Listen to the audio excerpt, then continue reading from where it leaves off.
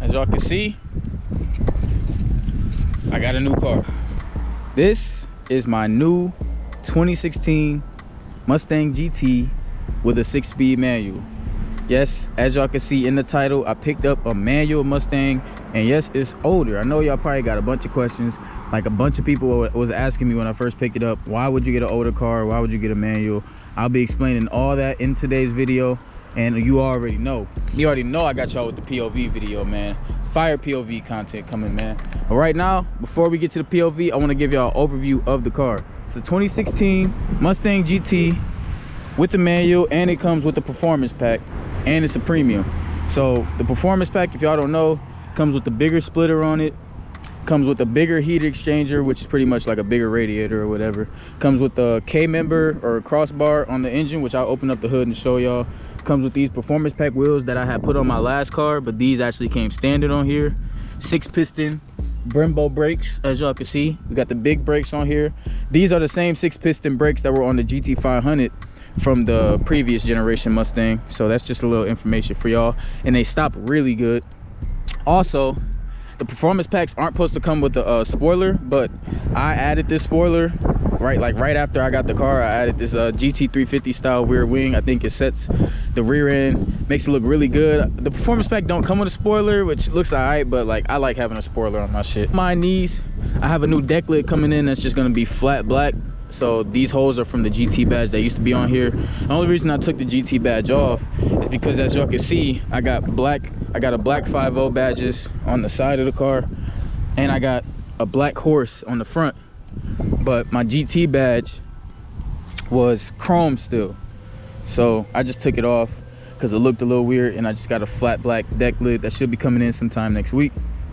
Also, the previous owner put a Borla S-type cat back on, which sounds really good, and I'm actually not going to change this exhaust because I plan on getting headers, and I think this Borla S-type with the headers will sound really good. It won't be too obnoxiously loud, because right now it's not really like as loud as my last one with the Roush, but it still sounds good, and I'm gonna give y'all a sound clip of that right now.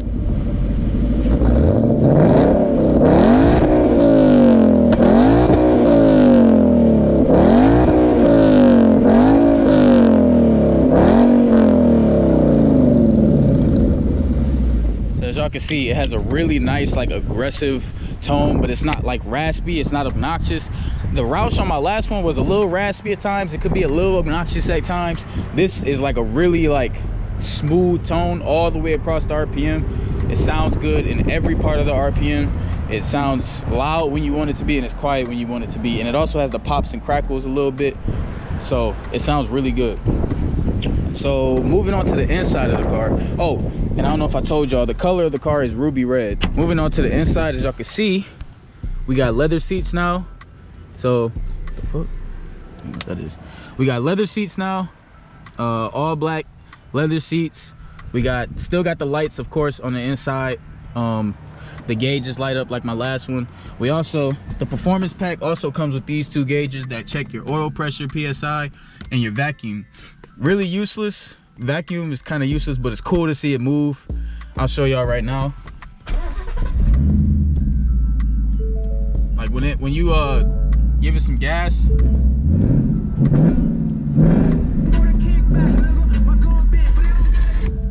I got some love for on the radio. That's pretty cool to see moving, like when you're on it. It almost feels like a boost gauge, but of course this car doesn't have boost yet.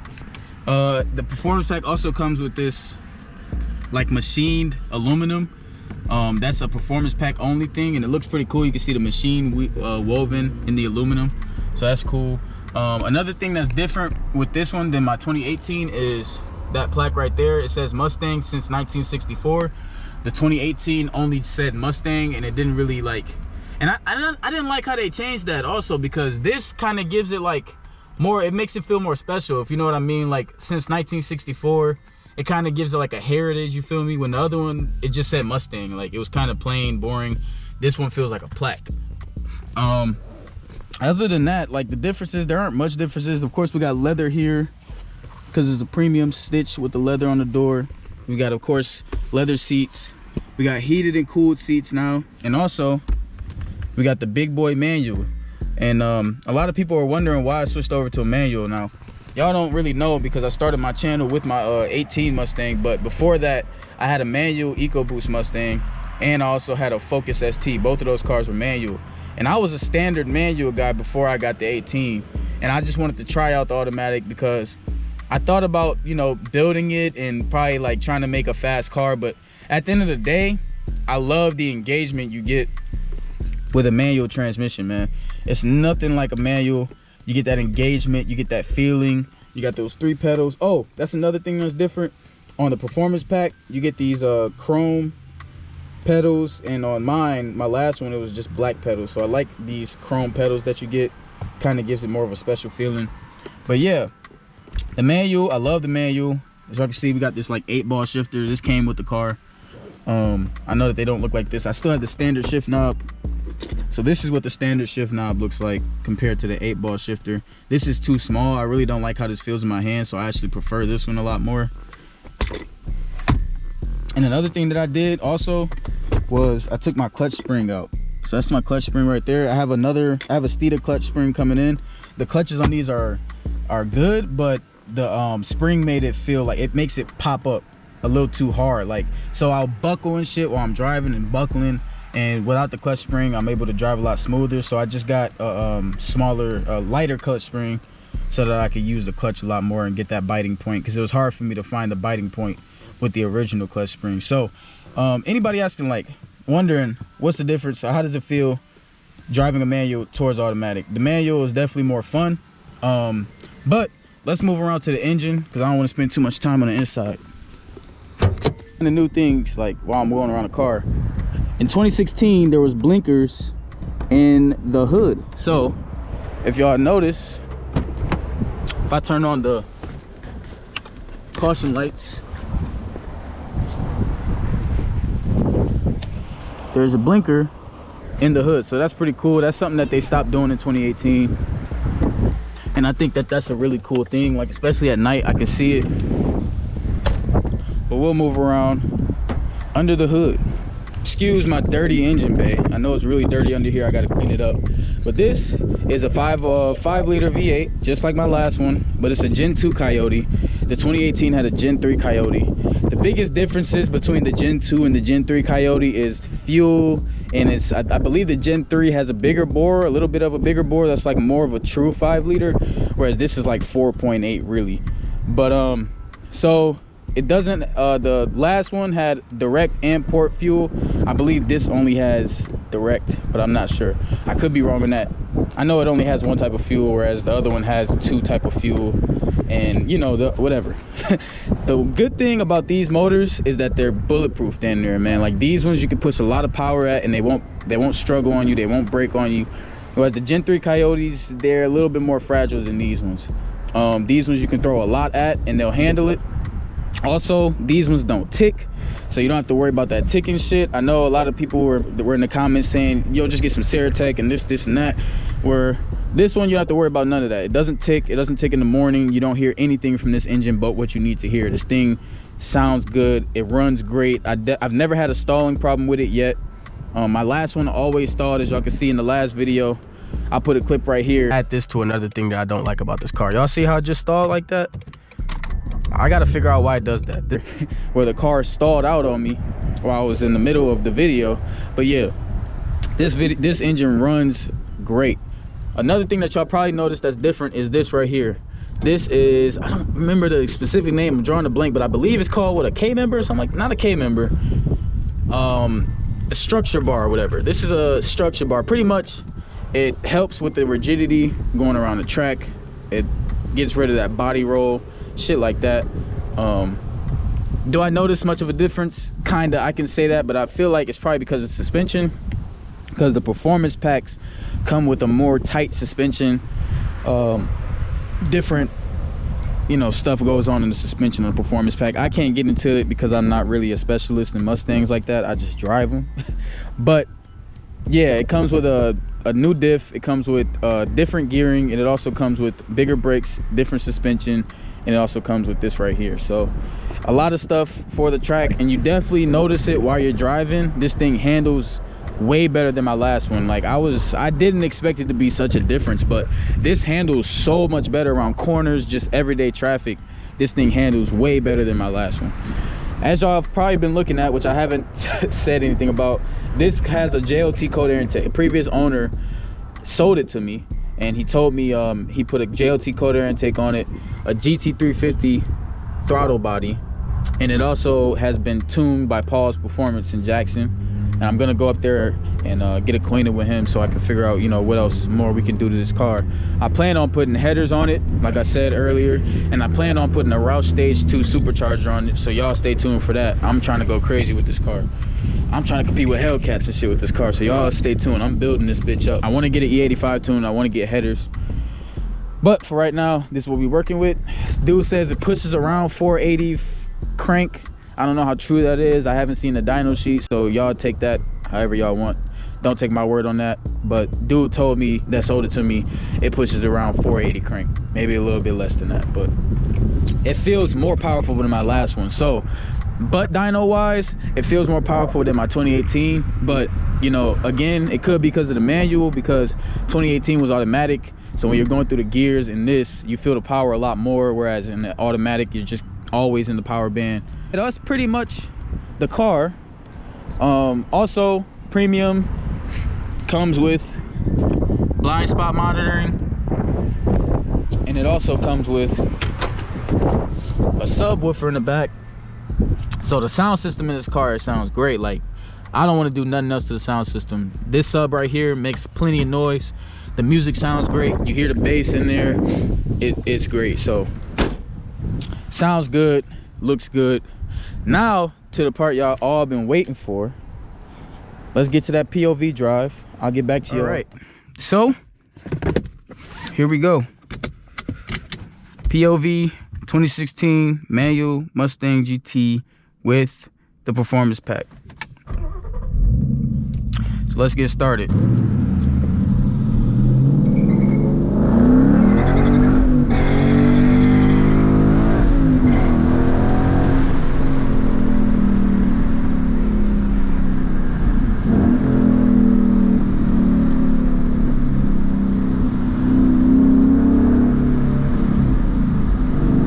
So while we sitting here driving, I guess I could talk to y'all about why I decided to trade my car in and get this car. So like I told y'all, originally I was a manual guy. I only wanted to drive manual cars, and the 10-speed sounded like a pretty cool concept, pretty cool thing. Like, I heard good things about the 10-speeds, and I was like, you know what, I'll try it. You know what I'm saying? I'll step out of the box, I'll get an automatic, I'll see how it feels. And the car was fast. You know, I beat a lot of things that made more power than me. I beat a lot of things that, you know, couldn't keep up because I had a 10-speed. But at the end of the day, speed really isn't the biggest thing to me, man. It's about how I feel behind the wheel. And the automatic got boring to me, man. The car was fast, but the 10-speed got boring. I like to engage with the shifter, you know what I'm saying? I like to engage in all of that shit. I like to feel the car when I put it in gear. All of that. I like to feel the car. I like to feel like I'm a part of the car. And an automatic, to me, I just feel like you don't get that same experience.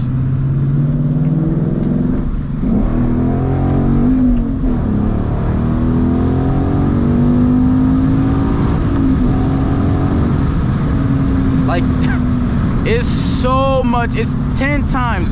I'm telling y'all, this car is 10 times funner than my last one. 10 times funner than my last one.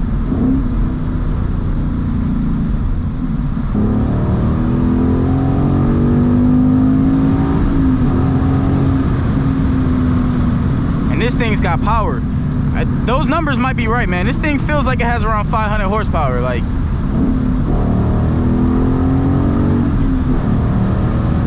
it puts me in my seat through every gear, bro. I'm in 5th gear, y'all. I mean 4th gear. Y'all see how it put me in my seat like that? Like, it's pretty crazy. I can handle this turn good too.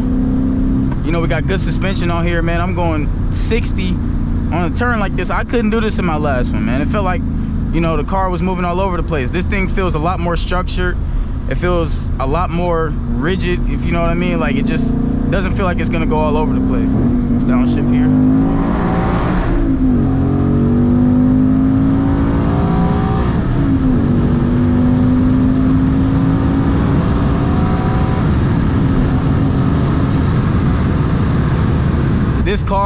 is so much more fun than my last one, man. I don't care. I'm not finna sit here and say that like 30 times. I know it could get annoying, but man, the vacuum gauge moves. And I look at that a lot for some reason, even though it's useless. It's just cool to see it. It feels like a boost gauge to me.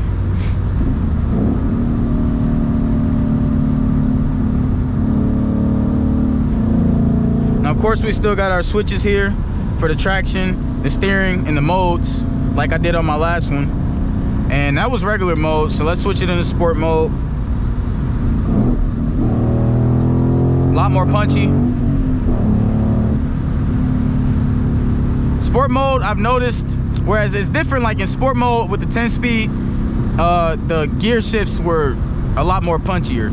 Whereas in sport mode with the manual, the pedal's a lot more punchier. The power comes on a lot quicker. And it's probably just because the throttle response is increased by like 40% or some shit, 50%.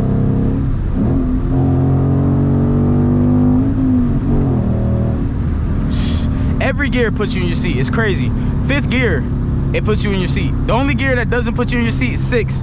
6 gears are very long gears, so I stay out of 6 a lot of times. My last car, it was a little bit more high pitch because I had like a 2¼ inch X pipe, you know, going out to like a 3-inch axle back. So the sound wasn't really deep, it wasn't really aggressive.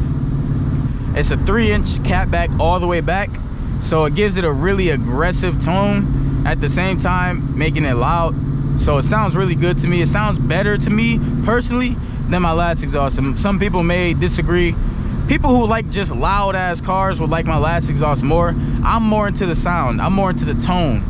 I'm not really into just being loud all the time. Like a lot of motherfuckers would just straight pipe they shit and it would sound like shit. I like my car to have a distinctive, nice tone to it, and this definitely does it for me.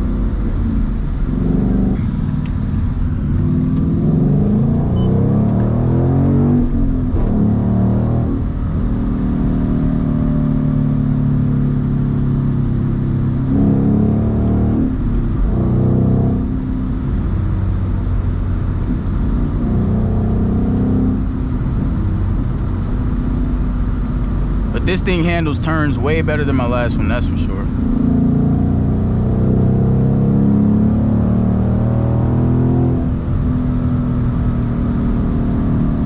But like I said, I told y'all we're gonna be more consistent. I had a couple of videos that are still on hold because of some shit that happened I'm not gonna get into right now. But, you know, I had to bring y'all this content. So I hope y'all enjoy it. Y'all let me know how y'all liking the video in the comments.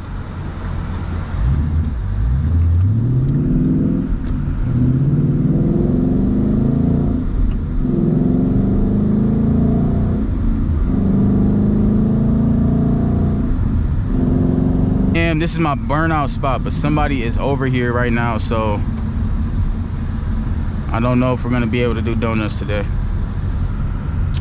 Unfortunately, somebody is in my donut spot, so I'm not going to do it because I don't know what type of time they on. Let me go see if I can find another spot to do some donuts real quick, man. Make sure this coast is clear.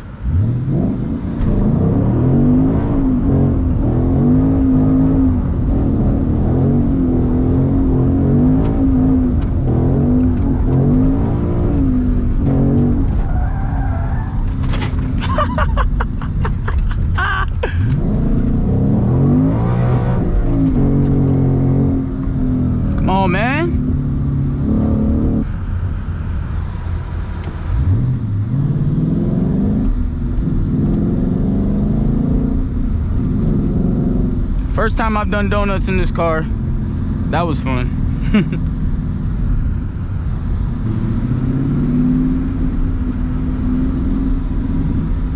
I don't know where this is, but I'm just gonna stop here real quick so we can end this video. All right, y'all. I hope y'all enjoyed that video. I roasted some tires for y'all. Didn't do too much because these tires are expensive and I am not trying to go through a set of tires right now. But y'all let me know what y'all think. Y'all think I made the right decision? Y'all think I made the wrong decision? Y'all can call me stupid in the comments if you want to, man. I ain't gonna be hurt. Let me know how y'all feel about this content. Let me know what y'all want to see next with this car. I got some plans, like I said. I'll cover a whole new video of the plans I got for this car. Really, I got a lot of plans for this car, so y'all stay tuned for that. Yeah, y'all just let me know if y'all like the video, what y'all want to see next. Like I said, y'all like, comment, subscribe, hit that bell for me. Y'all help me get up to 1K subscribers, man. I've been stuck around where I'm at, and I understand it's because I haven't been consistent. But if y'all could please share my shit, comment, help me go up in the algorithm. Just comment for the algo in the comments. Y'all ain't gotta comment nothing else. Just comment for the algo. I'll heart everybody's comment. Just help me get up in the algorithm. Help my videos get out there more. I'm really trying to blow up right now. Help me get to 1K subscribers. I got a special gift for y'all once I get to 1K subscribers. So y'all just help me get up to that. And that's gonna be it, man. Enjoyed that video. It's your boy Kurt, and I'm out.